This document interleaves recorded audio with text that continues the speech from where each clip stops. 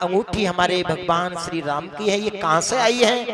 ऊपर को देखा तो पवन पुत्र बजरंग बली है, सूक्ष्म रूप लेकर के आए हैं। कहने लगे मैया हम राम के सेवक हैं, हमारा नाम पवन पुत्र बजरंग बली है, अगर चाहो तो तुम्हें आज यहां से भगवान श्री राम के पास ले जाऊं। सीता कहने लगी है पर पुरुष का देखना, पर पुरुष के साथ बैठना ये हमारा धर्म नहीं है।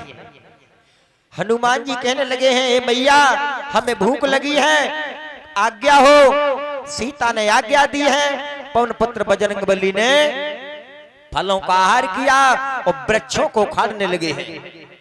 जैसे ही वृक्षों को उखाड़ा, रावण के पुत्र अक्षय कुमार को मालूम पड़ गया पवन पुत्र बजरंग बली से आया, एक मुक्का के द्वारा उसका उद्धार हुआ है। अंत में भगवान श्री राम के भक्त हनुमान के पास वही मेघनाथ आया है, ब्रह्मा की नाग फांस के द्वारा पवन पुत्र बजरंग बली को बांध करके ले गया।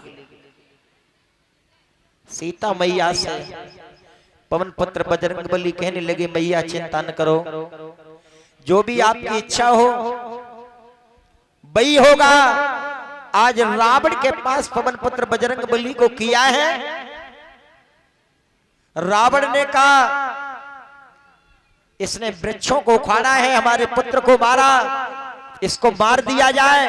विभीषण बीच में आ गए, भैया दूत को मारना पाप होता है, इसकी पूंछ ने काम बिगाड़ा है तो इसकी पूंछ में आग लगा दो। रावण ने पवन पुत्र बजरंग बली की पूंछ में आग लगाई है, और पूंछ में नहीं बल्कि अपनी किस्मत में आग लगाई। जैसे ही आग लगाई है हवा चलने लगी है, पवन पुत्र बजरंग बली एक छत से दूसरी छत पर जाकर के लंका को तहलका मचा दिया। लंका जलने लगी, लंका जल रही है। विभीषण की कुटिया पर राम का नाम लिखा हुआ था, कुटिया को छोड़ दिया। कुंभकर्ण की पत्नी ज्वाला जाग रही थी, उसका पति कुंभकर्ण सो रहा था। पति भगवान जागो जागो, लंका जल रही है, भागो। लेकिन कुंभकर्ण कौन जगने वाला है? ज्वाला समझ गई कि अब मेरे पति के प्राण कोई नहीं बचा पाएगा, तो ज्वाला भगवान श्री राम को याद करने लगी, हे प्रभु राम दुनिया वाले नहीं जानते हैं लेकिन हम जानती हैं, हमारे पति की रक्षा करियो। लंका इतने निश्चर एक दिन भय रावण घर आए, नख चौगुन, पैर वाले 10 और हाथ वाले 10, कितने हो गए? 10 10 20, नख चौगुन, 20 चौक 80। बसून कम, बसून कहते हैं जहरीले नाखूनों को, ये वाला कम और ये वाला कम, 8 कम कर दो।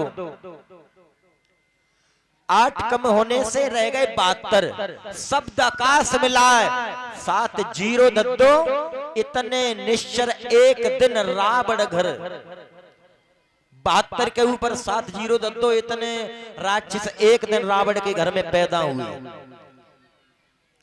उन्हीं में से एक नारायण तक जो मूलों में पैदा हुआ, उसको श्राप लगा हुआ था कि सुग्रीव के पुत्र ददबल के द्वारा तुम्हारी मृत्यु होगी।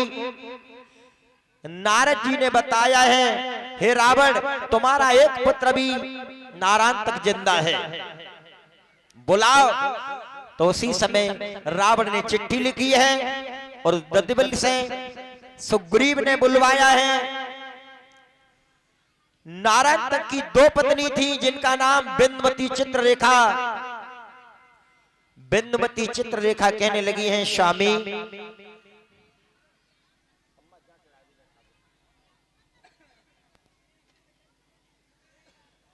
आज उसी समय कहा, हे पति भगवान हम भी तुम्हारे साथ चलूंगा जहां अपने सास ससुर को देखने के लिए।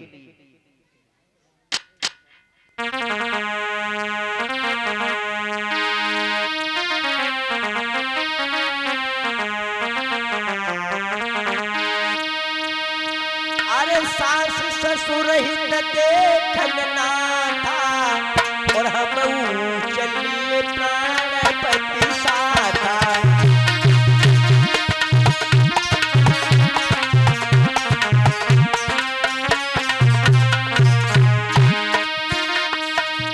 आस लगी है कोई बड़ी बारी, सास ससुर की होई तैयारी।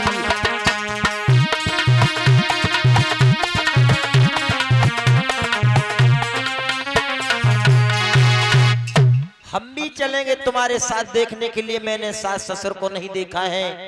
तो नारायण तक के साथ दोनों पत्नियां आई हैं। सुग्रीव का बेटा ददबल आया है। ददबल ने कहा हमारे तुम गुरु शिष्य भाई हो, सीता को दे दो ये झगड़ा मिट जाए। लेकिन नहीं, लड़ने से समर्थ हो गया, तैयार हो गया। ददबल के द्वारा नारायण तक मारा जाता है। बोलो सतगुरुदेव भगवान की। आगे मंदोदरी ने रावण को समझाया।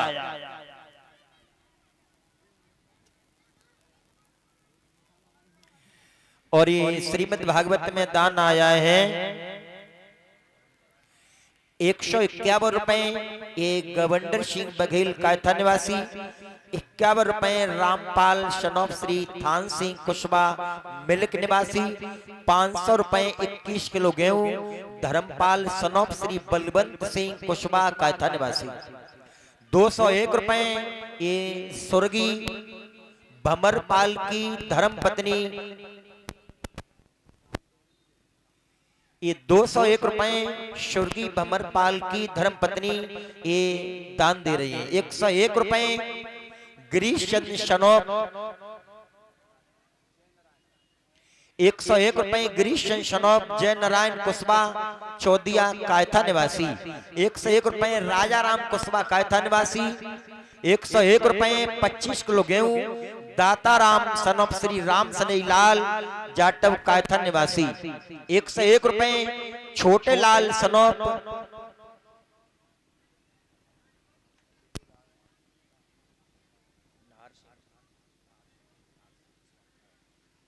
101 रुपए छोटे लाल सनोप श्री नाहर सिंह कुशबा। 201 रुपए राजेंद्र टेलर शनोप मूलचंद शंखवाल।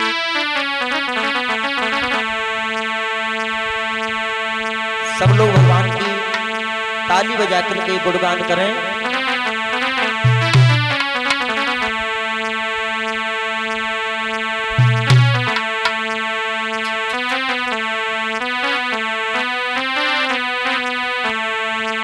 अरे नैनन को कहा कसूर याद तेरी आवे रे सावरिया।